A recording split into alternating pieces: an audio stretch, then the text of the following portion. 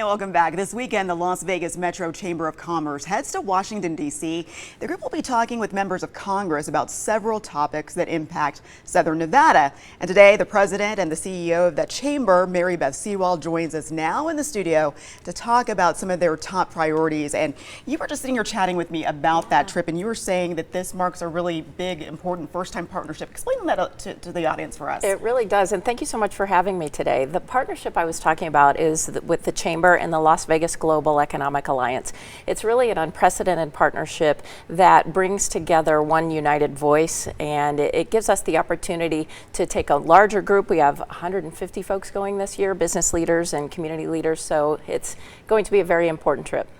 And I guess what are your goals? What do you hope to accomplish from this trip? And what kind of information, knowledge, resources do you hope to bring back from Nevada afterwards? You know, we have several goals on tap for this year. It's very important that we have one united voice, like I said before, and we're talking about things like I-11, I-15, Yucca Mountain, Homeland Security funding. So these are all federal priorities for Nevada, and it's very important that we go with that united voice and we all talk about the same things, and we're able to get our message across for Southern Nevada and the entire state. Let's talk a little bit about I-11 first of all, and I know that there's been a huge concern about the safety there since the expansion. I think there was even an accident yesterday. It was a fatal accident.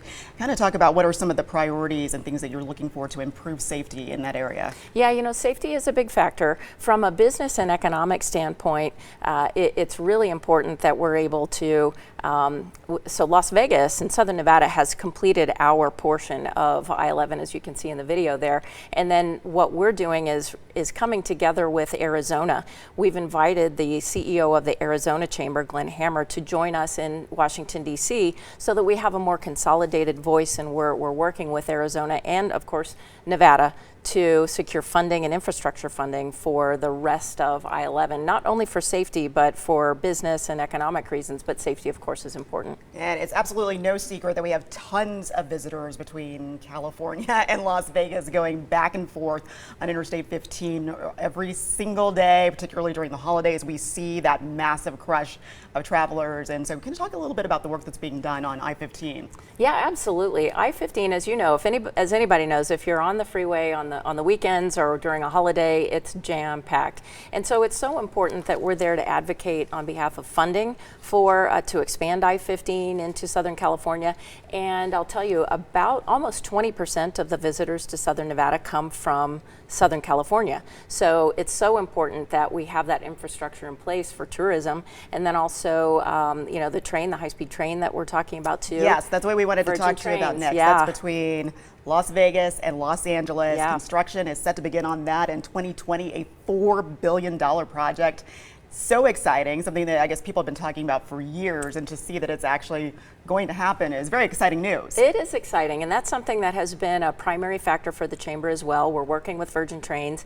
They will also be part of our delegation in Washington, D.C., so that's another topic that the chamber is advocating on behalf of, because not only do we need the infrastructure for the roadway, but we need additional modes of transportation like the high-speed train as well.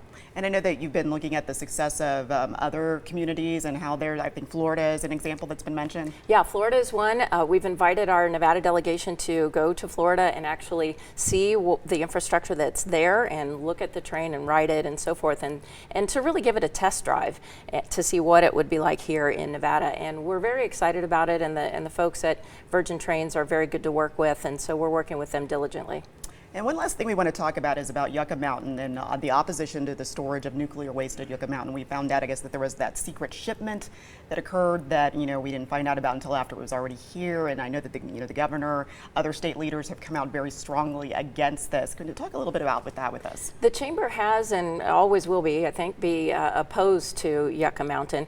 You know, to transport 110,000 metric tons of waste through or to an area that is 90 miles away from Las Vegas, it's very dangerous to our tourism and to our economy here, and so to our locals and our visitors alike. And so that's something that we've been vehemently advocating against, and it's something that we'll continue. We have specific meetings set up with our delegation in Washington, D.C. to address just that very issue. Well, I think you've covered a wide range of topics. We appreciate having you so much here this afternoon. Thank you so and much. Talking about some of those things. Hope you enjoy your trip. I know you're going to come back and get lots of work done in Washington, D.C. We will. Thank you very much. Thank you. We appreciate it.